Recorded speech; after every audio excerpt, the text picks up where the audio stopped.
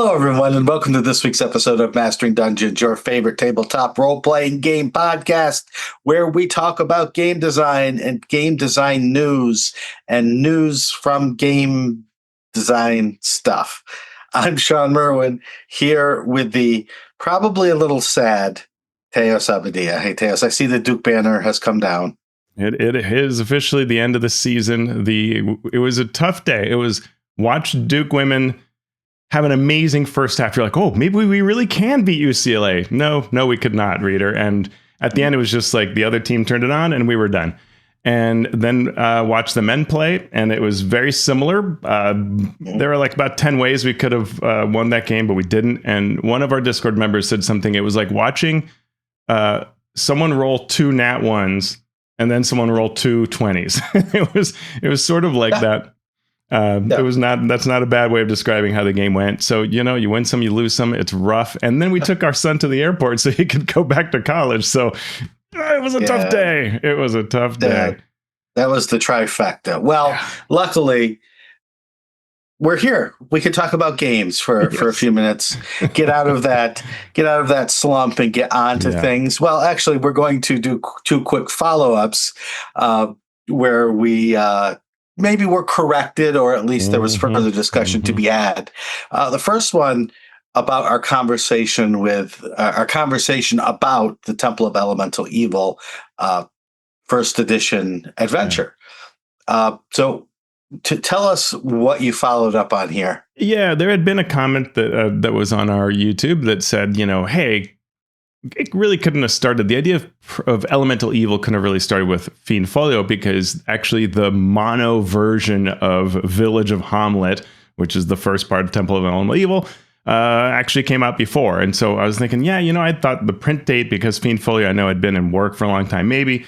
But I asked Shannon Appelkline, renowned scholar of our hobby, and he said that he agrees that Gary Gygax probably came up with this in his campaign. And then in 1979, it appears in the Adventure Village of Hamlet. Gary ran his campaign as early as 1976, testing out ideas for random dungeon generation, and probably there came up with the concept of elemental evil, related to this elder elemental god who's presumably the source of all this. Other people finished Gary's work. It led to different end enemies in Temple of Elemental Evil, right, with Zugtmoy and so on. Fiend Folio uses Elemental Princes of Evil in 1981. And then Planescape uses Princes of Elemental Evil. That's the first time that it comes out in that, order of the words, connecting the idea of Archomentals with Gary's idea of Elemental Evil. So link in our show notes to that conversation with Shannon Appelkline. Thank you to Shannon, who's always amazing. Yep. And then we also talked about gaming in Indonesia on a previous episode. And the Afraid of Encounters people reached out to us after our show to answer a few more questions about the Indonesian gaming scene and localization there. So it's estimated that of the many people responding to the actual plays that we had talked about from Raditya Dika, then coming to the Discords, maybe only a tenth stayed once they realized that D&D was in English only. Amazing. And the main source of books, due to high cost, became piracy. And so most of the players are in the 18 to 28 range and lack the disposable income necessary to purchase these things.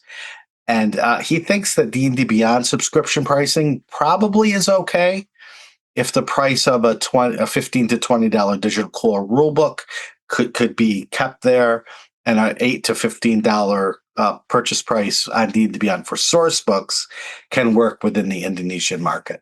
Yeah, I thought that was super interesting. I passed that on to Wizard staff because I thought it's interesting and they might as well. But it's that idea, right, that countries can require sort of just the right elements to where the industry can take off, or the community can take off, not just as play, but as customers, right? And having lived in Colombia, South America, I know how that is. So it was interesting to hear this and get some of that data. So thanks so much to Afraid of Encounters for that. Mm-hmm. And thank you also for our listeners out there who sometimes talk to us. They sometimes send us messages via Patreon, Discord, or YouTube, or Mastodon, Bluesky, or they email us at masteringdnd@gmail.com. And so let's take a couple of questions this week, starting with Alessandro Rosa, PhD via Bluesky. There was an interesting reflection by Jenny Harrison on why it may be difficult to translate popular fantasy properties into games. And this was a Facebook post. Part of the post said, Tolkien spent 60 years building a world specifically designed to have depth beneath depth, meaning beneath meaning, a legendarium so dense that scholars have spent decades and have not exhausted it. The people who own the rights to make games in that world have decided the goal is to match a Harry Potter tie-in. This whole article is interesting, and it talks about the failure of various games and companies to bring Middle Earth to the gaming community, whether that's a tabletop game or a digital game. It also talks about one of the reasons that it's so hard for licensed IP games to get made is because of that need for profit over the need to just make a thing.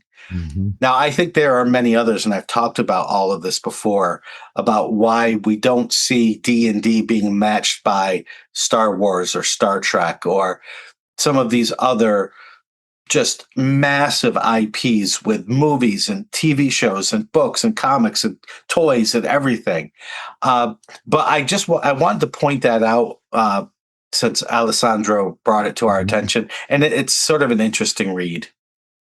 Yeah, it is super interesting. I mean, I think that's one of the benefits that Marvel has had as well, is that there's just so much depth on the comic book side that they can draw from, and at any point they can use a thing or abandon a thing, but they have sometimes they have multiple ways that the story can go because it's been told so many times, and drawn even so many times, right? You know, what does a particular character look like? You know, even Marvel has fun with that, right? You know, we'll bring out that old costume for this alternate reality and things like that. It is really helpful. At the same time, there are some properties that have very little sort of canonical things, right? Indiana Jones is one that comes to mind, where we automatically get what we're talking about when we see, you know, Indy swinging from a rope. But other than like Nazis should be punched and, you know, artifacts are being taken that have quasi magic, you know, there isn't a whole lot that needs to make sense there. And, you know, oh yeah, the Nazis are also going after this one is just the latest iteration. And it has that serial pulp nature rather than a big engrossing world, right? Next question comes from Talos the Stormlord via our Patreon Discord. How much can early product or adventure reviews, so full of hype, actually be trusted for anything when it comes to D&D products that depend on the quality of repeated mass play? Great question. And I've said it many times on this show and other shows. To talk about something intelligently, you need to know what you're talking about through experience. And part of that experience is actually doing the thing that you are talking about. So movie critics should know a little bit about making movies, right? Food critics should know a little bit about cooking. Game critics should know a little bit about making games. For example, Teos and I talked about Shadow Dark, having read it and played it a little bit, but never really having run it at that point in time when we discussed it. And we tried to reiterate that several times during the talk, right? We've only played this a little bit. We're going based on the read through as game designers. And so that's why when we look at Draw Steel or Daggerheart, I always say these are the games that I have had fun playing in a limited capacity or running in a very limited capacity. So I can't promise that they're going to be great after 2 years of constant play. But at this point, I think that I can look at an adventure that's been designed for 5e or 5.5e and know where the rough patches are going to be without actually having to run it to do so. So that doesn't mean that we can't have a game master who picks it up, runs it, and has a great time, or a terrible adventure where the game master picks it up and has a great time because they're able to make it fun, or a great adventure that a poor game master or it's not a good match with the group doesn't turn out so well. But I can say, running it as written, I think this will work or will not work.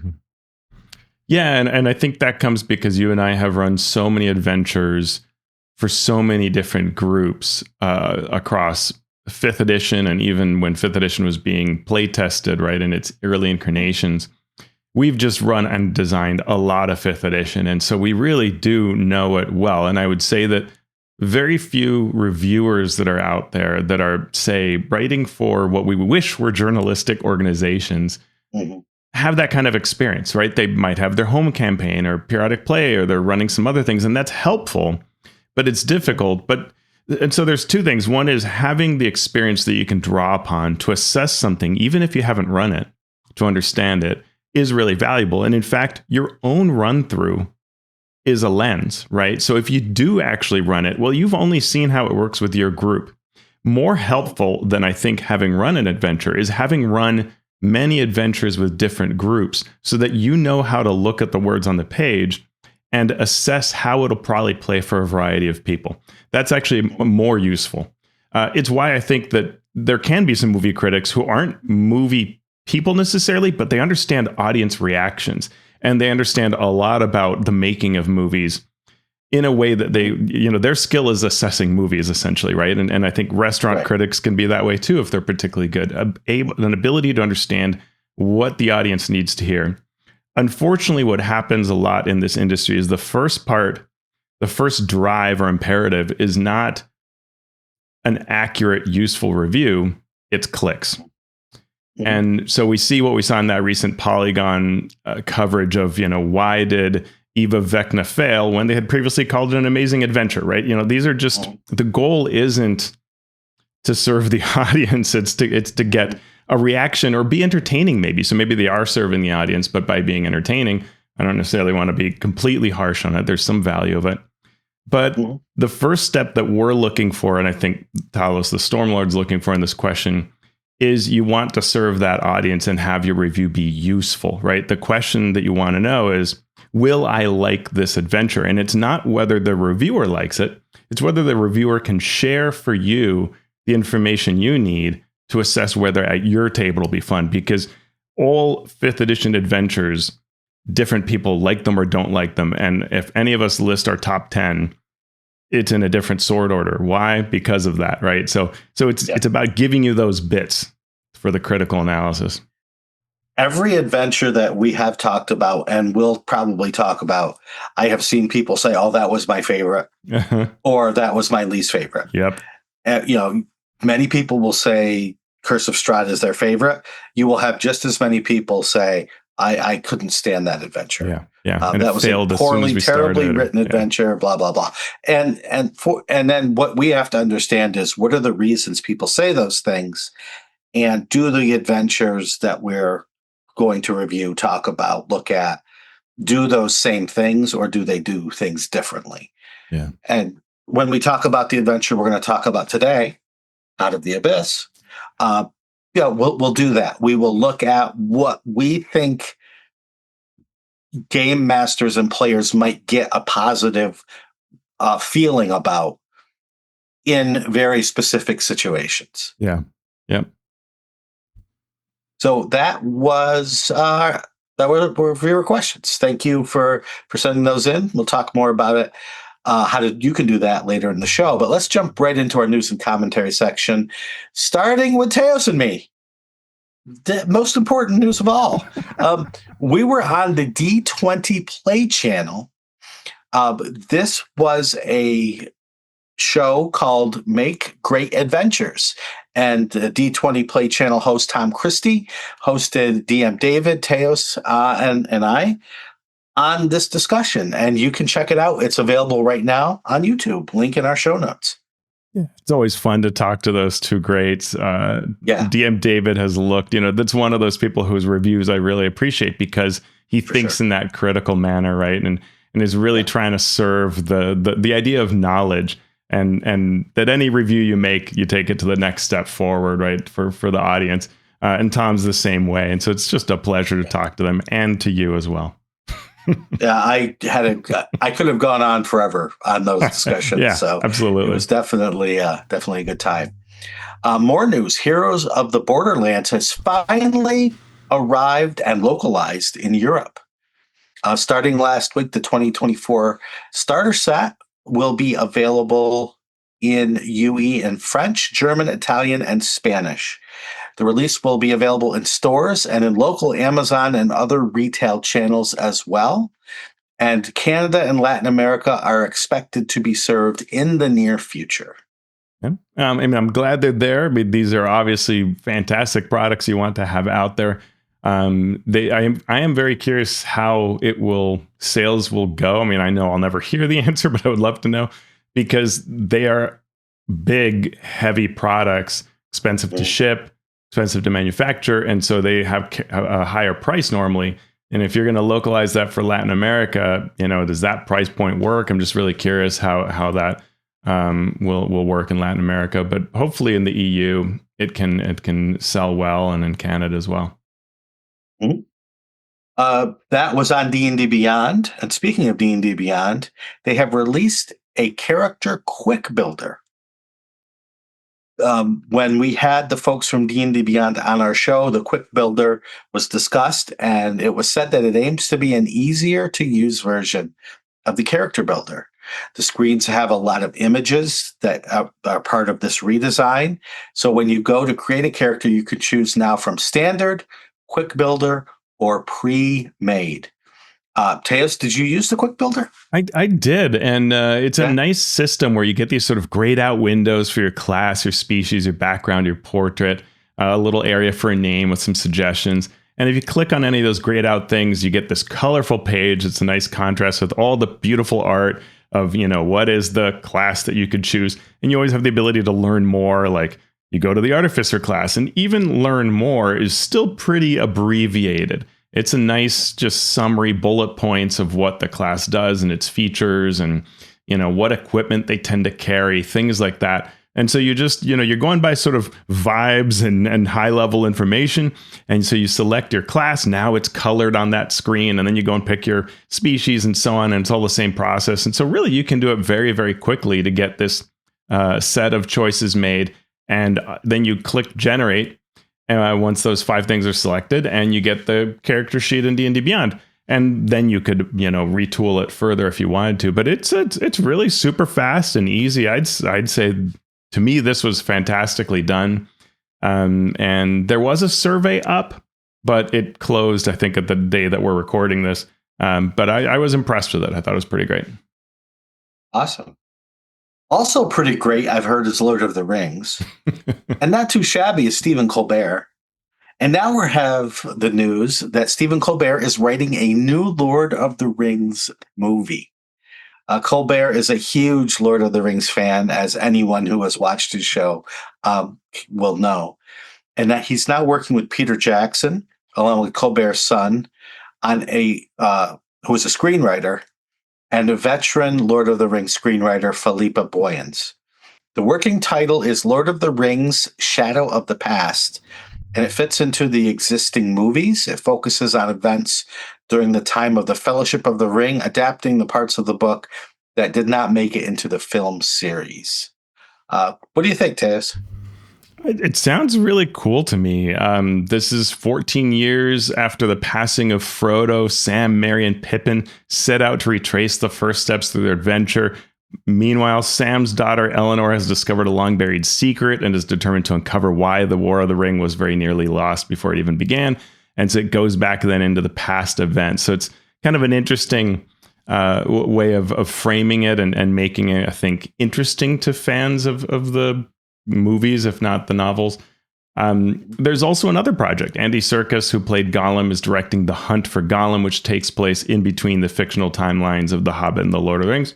So we've got 2 really neat opportunities. And it's just great for Colbert. You know, he's got time on his hands. He gets to do something he really loves. I mean, that's a dream, right? That's amazing. Yep. The Tabletop Game Design Association has sent a survey asking members about their use of generative AI. So the TTDGA, again, Tabletop Game Design Association, is generally made up of board game or card game designers, but it also includes some role-playing game members. What was found out based on this survey, Teos? Yeah, it's pretty interesting. Over half had tried generative AI for something related to game design, which is not surprising given that in the early days there was less of a focus on the negatives and more on the ooh, wow. Over a quarter were opposed to all uses of generative AI. 1/5 was not opposed to any uses. So that's an interesting comparison of more people being opposed. There's almost no support for AI to make art that will be in the published final game. So that's interesting. So a very strong stance against art. A third had used AI for placeholder art. Now, TTGA really focuses primarily on board and card games. So that makes a lot of sense, right? Because one of the things that you're often doing in board game design or card game design is you need placeholder things for like play tests. And you need to do that way before. So that's a great application. You just need any kind of remote image on there as a placeholder and you're good. And that is a great use for slop, right? About 4 in 5 say they don't want publishers to use AI-generated marketing materials and don't use it themselves. So another clear area. Designers who do use AI tend to use it to help them do math, run simulations, and code digital implementations for human play. The whole survey is available in PDF, link in our show notes, or go to the Tabletop Game Design Association. I think that is hilarious that 4 out of 5, 80% say that they don't want publishers to use AI generated art marketing material, right? So it's we don't want people making marketing material for it, but we can sell it to our customers. It doesn't seem to there's some number that and right. That would be interesting to try to, maybe if you read the full, I went just by their summary of events, but it'd be curious to see, what does that really mean when you dig into that nuance, right? Can you get to an answer that shows why someone would be so opposed to using art in a final publish? And maybe it is as simple as like, well, actually it's because I use it to run simulations or something like that. Or I don't know. It's hard to tell. Also, things like board games can have so many team members that are involved, and you might do one part of it, but then someone else is doing final text. So maybe in that sense it works. It's hard to know. Yeah. We're getting a new Dragonlance novel from Penguin Random House. Margaret Weiss and Tracy Hickman are returning with another new Dragonlance novel. This one focused on the famed Solamnic Knight Huma and the red-robed wizard Magius. Both characters were part of the Dragonlance Destinies trilogy, and this will be part 1 of a new trilogy. Dragonlance War Wizard will release August 4th. That's interesting because we did see those pictures, I don't know what it was, like 2 months ago, of Margaret Weiss and Tracy Hickman, maybe even earlier than that. It might have been more around like November. We saw them with Joe Manganiello in the Wizards lobby, right? And sort of like saying something about, great things to come or something of that nature. And so, they've got another licensed book that's come out. Maybe that's trying to also drum up support for something in the future. I think the question will be, what is our next Unearthed Arcana going to show us? And maybe that tells us whether this is just a side thing or if it's a main thing. True story. We also, on shadowmain.com, get a history of the Cookie Brigade. And you may scratch your head and say, what is the Cookie Brigade? Well, if you've been to PAX, you know what the Cookie Brigade is. So on shadowmain.com, this interview with Hayden Kane on how this charitable organization began. What is the Cookie Brigade? Well, it gives out cookies at PAX and then invites the recipients to donate money to the Child's Play charity if they can. It began as 2 people handing out cookies from a backpack. I have had my Cookie Brigade cookie when I was at PAX. Yep. Then they went to a wagon. Backpack. Mm-hmm. Yep, I got it from the wagon. So they went from the backpack to the wagon to a booth to a 20 by 20 space at PAX. They now give away more than 19,000 cookies at a single show. That's a lot of backpacks. Yep, and the goal is to make fundraising feel accessible and to create community through PAX. Great. Yeah, good stuff. Good stuff. And in our creator corner this week, we have Tatters of Myth Drannor. On the DM's Guild, Dave Colson has released this resource in Gazetteer for the fabled, ruined city of Myth Drannor. The supplement provides history plots, breaks the ruins into 8 regions with encounter tables and exploration sites. It has monstrous foes like death giants and nightwalkers, subclasses and other player options, and much more. That, again, is available on the DM's Guild, Tatters of Myth Drannor. Well, that was our news and commentary section here on Mastering Dungeons.